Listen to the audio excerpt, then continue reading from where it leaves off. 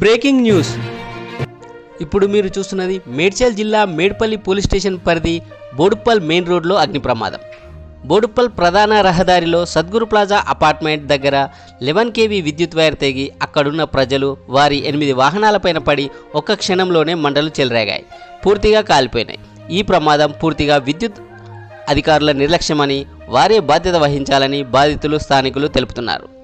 DE, AE బాధ్యత వహించి ద్విచక్ర వాహనాలు కాలిపోయిన వారికి నష్టపరిహారం ఇవ్వాలని డిమాండ్ చేస్తూ, లేని పక్షంలో ఇది పూర్తిగా విద్యుత్ శాఖ నిర్లక్ష్యం వల్లనే జరిగినందున వారికి నష్టపరిహారం చెల్లించాల్సిందిగా డిమాండ్ చేస్తున్నారు.